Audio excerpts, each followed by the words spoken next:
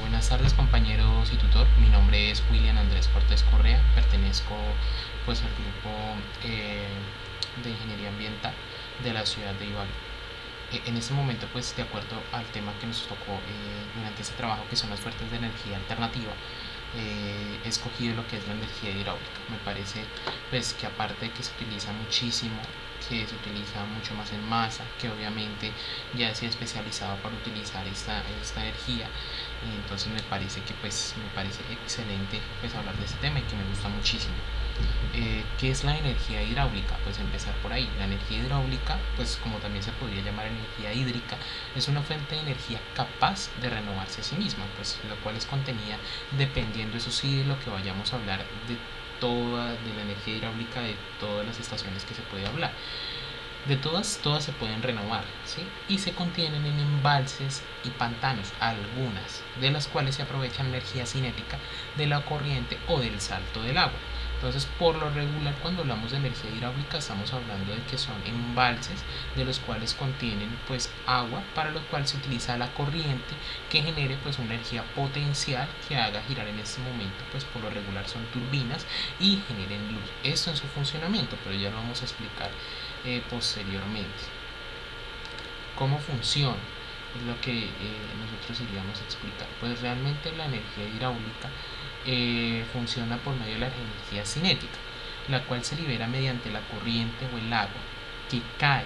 El agua que cae es pues que obviamente se hace con un determinado desnivel para aprovechar la altura y la velocidad que hace que se realice una rotación constante de la turbina, lo que hablaba anteriormente, la cual está transformada en energía eléctrica. Esto pues obviamente tiene unos generadores que hace que se convierta en energía eléctrica, y esto todo se encuentra en una sala de máquinas, ¿no?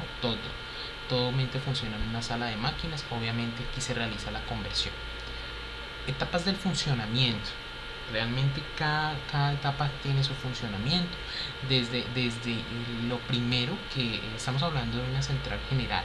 Ahorita vamos a explicar tipos de centrales. De una central general que tenga su embalse, estamos hablando de que ellos generan eh, un embotellamiento de agua, lo cual hace que mediante una entrada y salida pequeña se genere una corriente de agua. Entonces vemos la primera etapa, que es el embalse, que nos está generando aquí, que es este embalse. De aquí pasamos a lo que es ya la central, lo que yo les hablaba de la central de máquinas. Esta turbina genera corriente mediante el desnivel que genera el embalse, generando una corriente, haciéndola girar. Entonces obviamente ya pasamos a la estación transformadora. La estación transformadora es la que genera pues la energía cinética en la energía eléctrica, lo cual es la que está generando la turbina, y de allí sí pasa al tendido eléctrico, ¿sí? Y a todo lo que es la estación de transformadores. En la última parte pues sí ya vemos finalmente los cuales se ven beneficiados, que son la población en general. Entonces pues es una energía que finalmente se está aprovechando, es una energía que ya se está utilizando y se ha utilizado desde mucho tiempo. Entonces pues realmente esperemos de que se le siga dando un buen tipo de utilización. Tipos de centrales hidroeléctricas. Aquí hablamos de los tipos de centrales, de lo que hablaba anteriormente, porque no todas son iguales.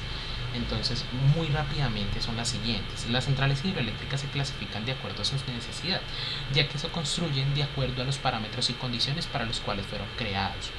De acuerdo a esto, pues se podría hacer una clasificación básica y principal. O sea, esto es principal, básico porque son muchas, pero los básicos, lo corriente, serían las siguientes: centrales de agua fluyente, centrales de embalse, centrales a pie de presa, centrales por derivación del agua y centrales de bombeo o reversibles. Entonces rápidamente vamos a explicar cada una de ellas.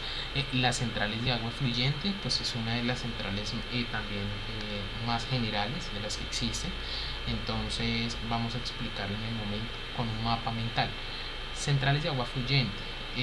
Las centrales de agua fluyente dependen de las estaciones de año. ¿Por qué? Porque es una central muy rústica, una central que se hace sobre el mismo río. Sus características es que no existen embalses, todo es sobre corriente. El caudal del río tiene que ser constante. ¿Por qué? Porque recuerden que pues, la energía depende de una corriente que se genera, entonces depende obviamente de que la corriente del río sea constante.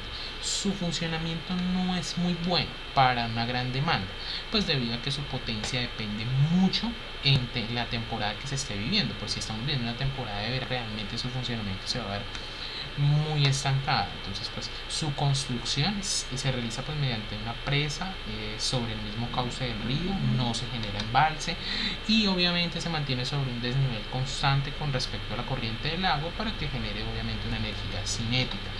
Esto dentro del proceso de las centrales de agua fluyente no son muy rentables, pero obviamente son se generan en algunas ciudades. Las centrales de embalse son las más conocidas, permiten graduar la cantidad de agua a utilizar que pasen por las turbinas, producen energía durante todo el año, obviamente son las más utilizadas y su construcción se realiza mediante los lagos artificiales, pues donde se almacena una gran cantidad de agua por encima de las turbinas. Las centrales de pie de presa es la siguiente que vamos a explicar. Pues las centrales de pie de presa es básicamente también se genera un embalse, ¿no? Pero se construye en el mismo río. ¿Qué diferencia esta a las otras? De que se construye en un tramo del río con un desnivel bastante apreciable, ubicando generalmente la sala de turbinas al inferior del río, para que se genere pues la cierta energía cinética que se necesita. Entonces la diferencia es que su sala de máquinas queda en la parte inferior. Las centrales de derivación de agua pues es una central muy bien obviamente explicada, porque es mediante la derivación de agua por medio de tubos. Entonces su característica pues obviamente es que mediante la corriente se genera ese tipo de agua, pero entonces es desviada mediante tubos. La construcción de esa central tiene que ser larga topográficamente, un lugar topográficamente adecuado para poderla ubicar, y la obra a realizar mediante tuberías se lleva a la central de máquinas. Entonces todo depende de esto. Obviamente esto se depende del lugar topográfico donde esté, no en todo lado se puede construir, y obviamente es desviada para que llegue a la central de máquinas. Y pues por último, que es las centrales de bombeo reversibles. Estas centrales de bombeo reversibles es una también de las más utilizadas y más económicas. ¿Por qué? Porque esta central permite renovar el agua que en el momento del desnivel y de la corriente se genera. Entonces se utilizan dos embalses, uno un desnivel superior y otro desnivel inferior. Entonces pues sus características se realizan del ciclo productivo mediante embalses, generando un ahorro de agua. No es una de las mayores soluciones, pero pues obviamente genera un ahorro de agua, como podemos ver en la imagen. Obviamente se puede reutilizar. Y correspondiente a la pregunta que nos dejaba la tutora, es muy básico, pues he escogido lo que ha sido propuesta sobre cómo se podrían entregar las energías alternativas a los sistemas de energía, dejando claro que las energías alternativas son las que realmente se aprovechan de las energías renovables o inagotables. Podemos conseguir que son fácilmente utilizables. La pregunta surge es del por qué no se han implementado. Pues al pasar del tiempo vemos que la energía ha estado al frente de las grandes compañías que han generado grandes riquezas.